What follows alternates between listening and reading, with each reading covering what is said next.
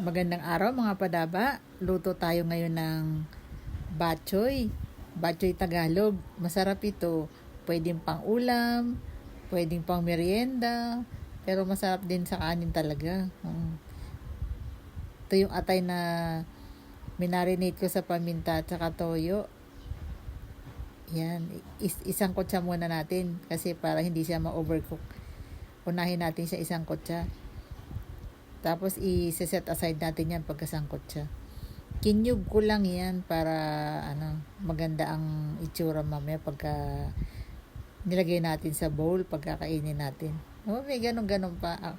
Kala mo naman kung sino kakain. Tayo lang naman ang kakain. Pero importante naman na masarap yung kakainin natin. Kahit tayo lang kakain. Dapat nga mas pasarapin natin kasi tayo nga kakain, diba? Ayan. Set aside muna natin. Lagay natin dito sa tasa. Mamaya ilalagay uli natin yan pag maluluto na para malambot pag kinain. Diyan sa pinagsangkotsahan natin, gisa na tayo ng bawang. Andyan yung lasa masarap yan Nagpitpit tayo ng mga 6 na butil ng bawang. Damihan natin yung bawang kasi may nilagay tayong atay para yung spices, kasi yun ang kasundo ng atay, yung spices talaga para yung lumabas ba yung sarap niya. Yan, press natin dyan sa oil para sumama yung lasa ng garlic. Maglagay tayo ng luya. Batchoy kasi may luya talaga, diba? Yun yung nagpapaiba, parang nandun siya sa cross ng di mo malaman kung tinola o pero baboy naman ang nakalagay Yun. Lagyan natin yung ating pork na kasim. Hiniwa natin yan ng medyo pahaba-haba lang. Yan. Gisa-gisa. Maglagay tayo ng tubig na mainit para diretso ang kulo. Para tuloy-tuloy ang luto. Masarap ang lasa ng sabaw. Ayan. Habol natin yan yung sabaw. Masarap yan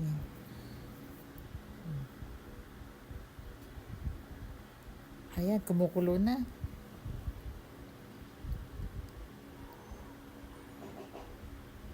$20 minutes natin pinakulo yan. Tikman natin kung okay na yung lasa, yung timpla. Dagdag pa tayo ng konting asin para sakto lang lasa ng sabaw natin. Hindi maalat, hindi matabang. Saktong lasa lang para masarap. Masarap higupin ng sabaw pagka masarap ang timpla Nilagay ko yung tangkay ng kinchay, pampabango. Bango na Kung nandito kayo mga padaba, maamoy nyo yung amoy nung sabaw na kumukulo. Yung amoy ng ricadong nagsama-sama. Tapos nung nilagay natin yung tangkay ng kinchay, lalong umalingasaw yung bango. Tapos nilagay na natin yung miswa. Sinunod ko yung atay kasi sandali lang maluto yung miswa Ayan, ang sarap ng miswa na yan. May nabibilan ako ng masarap na miswa kaya ako nagluto ng batchoy kasi natiyempohan ko na naman, may bago Yan. Sarap ng sabaw. Yun Okay, approve na.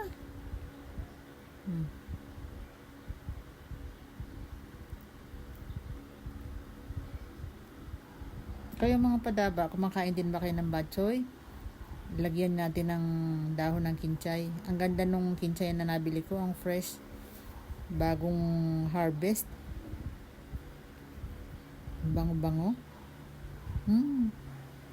Tapos ang sarap pa nung lasa. Ay nako, rami na naman ang kain natin yan. Thank you for watching mga padaba. Bye bye.